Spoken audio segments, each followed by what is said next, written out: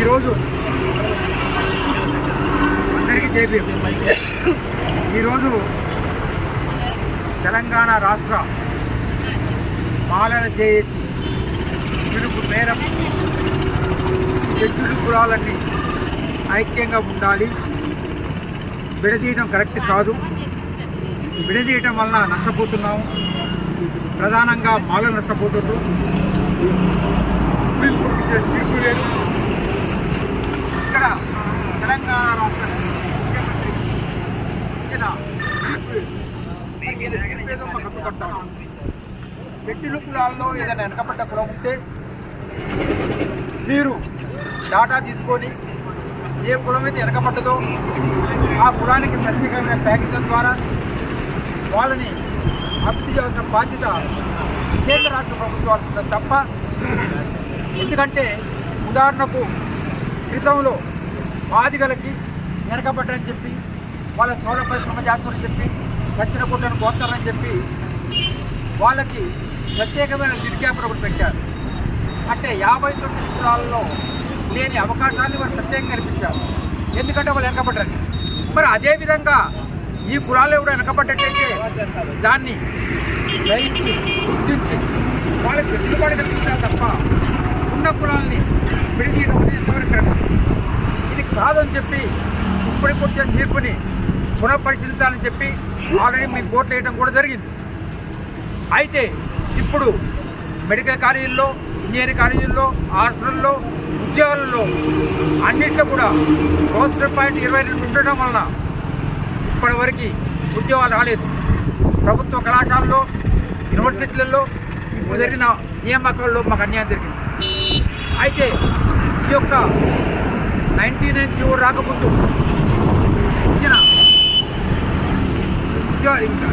ఇచ్చిన ఇది ఉన్నది కదా, ఇది ప్రకటనలు ఉన్నాయి కదా, ఆ ప్రకటన వ్యతిరేకంగా చేయడానికి వీలేజ్ మన హైకోర్టు పోవడం జరిగింది. హైకోర్టు కూడా ఏదైనా ఇప్పుడు పాత పద్ధతిలో జరగాలని చెప్పి ఒక నిర్ణయం చేయడం జరిగింది. అయితే మేము చెప్పేది ఏంటంటే, అసలు మాకు అంబేద్కర్ చెప్పింది ఏంటంటే, భారత రాజ్యాంగంలో వెనకబడ్డ అంటరానితనానికి, బడికి, గుడికి, చదువుకు దూరంగా ఉన్న వీళ్ళందరూ కూడా వెనకబడినారు.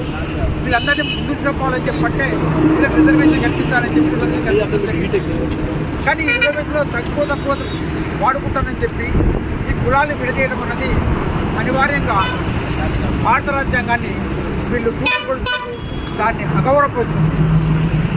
భారత రాజ్యాంగాన్ని కాపాడుతున్న బాధ్యత కూడా మీ అందరి మీద ఉందని చెప్పి, ప్రత్యేకించి మాలల మీద ఉందని చెప్పి రాజ్యాంగాన్ని కాపాడుతున్న బాధ్యత కూడా, ఎందుకంటే మాలలే నాయకులు కాబట్టి ఈ నాయకులు ఖచ్చితంగా ఈ వర్గీకరణ వ్యతిరేకంగా దాన్ని రద్దు చేసే వరకు అందరూ పోవడం చేయాలని చెప్పి మనవి చేస్తూ సెలవు తీసుకుంటున్నాను. జై భీమ్ దగ్గర మనం మాట్లాడుతున్నాం.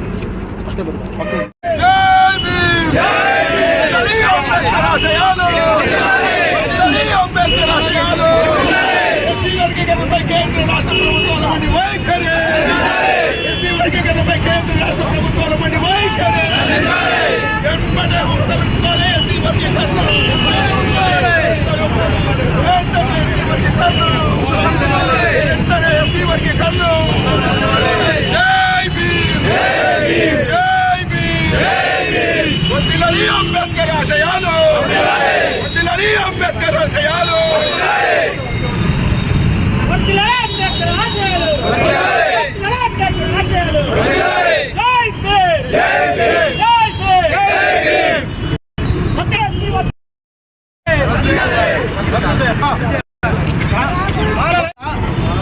ఈరోజు మనకి నిరసన దినం. ఎందుకంటే పోయిన సంవత్సరం ఆగస్టు 1వ తారీఖున సుప్రీంకోర్టు ఒక తీర్పు ఇచ్చింది. అది మనకు తీరని లోటు. ఆ తీర్పుని పునఃపరిశీలనని చెప్పి మనం గొడవ చేస్తూనే ఉన్నాం. అయినప్పుడు కూడా అతి ఉత్సాహంతో ఇక ఉన్న కాంగ్రెస్ ప్రభుత్వం ప్రధానంగా రేవంత్ రెడ్డి తెలిసి తన మిడిమిడి జ్ఞానంతో ఎస్సీలను 3 గ్రూపులు చేసి సుప్రీం గైడ్లైన్స్ను పాటించకుండా ఎవరైతే వెనకబడ్డరో వాళ్ళని ఏరి వాళ్ళకి మాత్రమే ప్రత్యేకమైన అవకాశాలు కల్పించేది పోయి అందరినీ ఒకే ఘాట్లో కట్టడం వల్ల ఇవాళ మాలోళ్ళకి సీట్లు పోయినాయి, ఉద్యోగాలు పోయినాయి, అవకాశాలు పోయినాయి. చివరికి ఆధిపత్య కులాలకు చెందిన అమ్మలకు కూడా 10% రిజర్వేషన్స్ ఉన్నాయి. Economical backward. అదంటే భారతదేశం దొరలేవాలంటే వాళ్ళు లేని పైకి ఈ దరిద్రులు పట్టుకొచ్చారు. మనం దరిద్రం కాపు రిజర్వేషన్ వర్తింపజేయడం లేదు.